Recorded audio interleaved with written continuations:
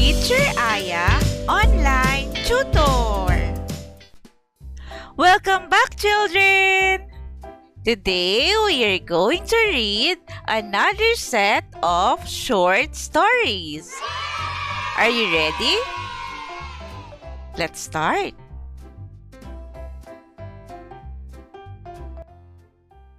Pipoy the Pig.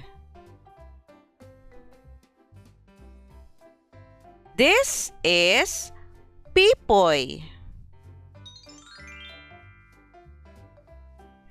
Pipoy is a pig.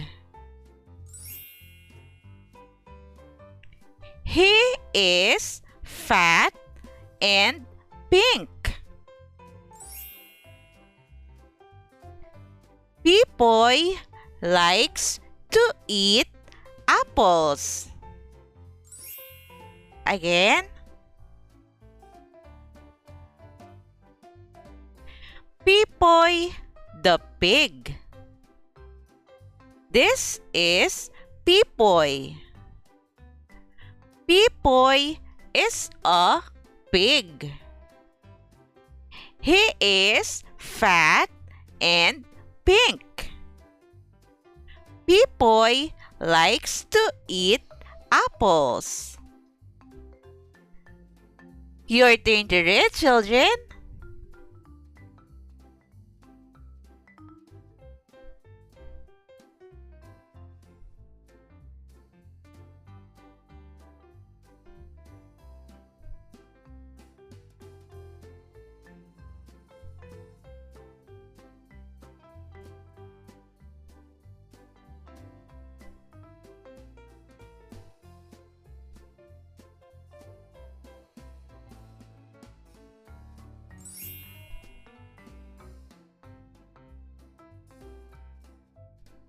Molly the sheep.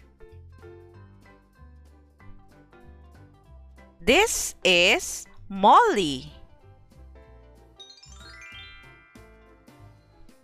Molly is a sheep. Its wool is white and soft. Molly likes to eat grass. Again. Molly the sheep. This is Molly. Molly is a sheep. Its wool is white and soft. Molly likes to eat grass. Your turn to read, children.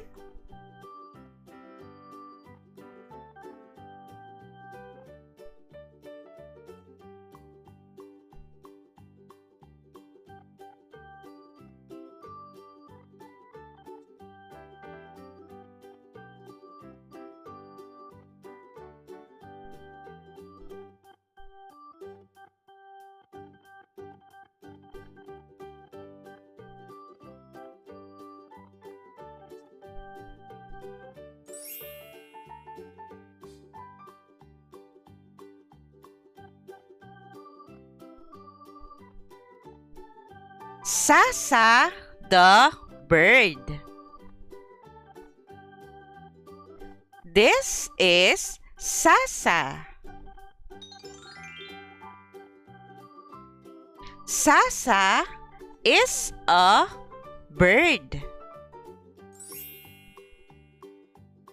She can fly high. Sasa likes to eat berries. Again. Sasa the Bird. This is Sasa. Sasa is a bird. She can fly high. Sasa likes to eat berries. Your turn to read, children.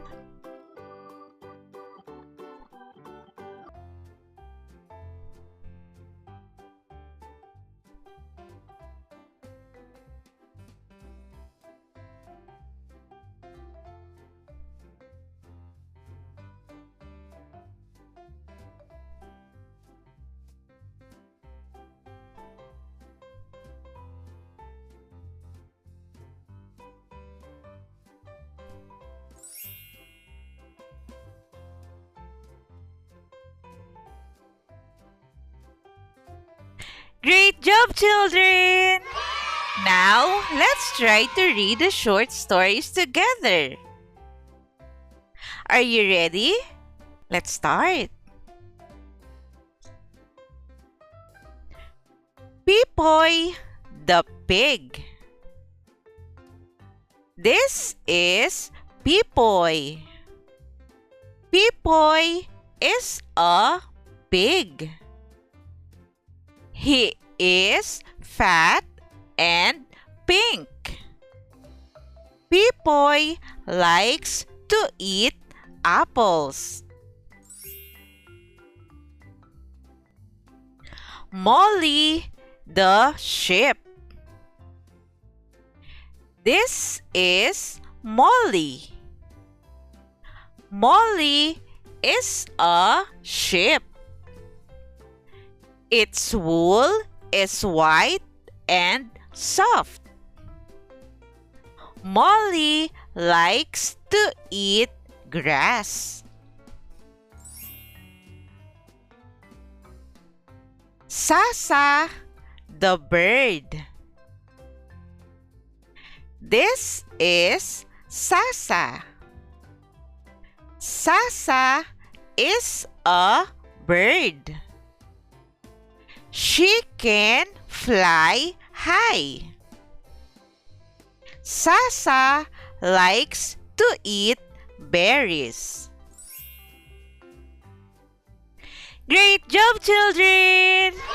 Remember, always practice reading so you can be a good and fast reader. Also, if you are new in this channel, please don't forget to click the subscribe button for you to be updated in every new lessons. You can also share this video to your friends and classmates. Thank you for listening, children. See you on our next lessons.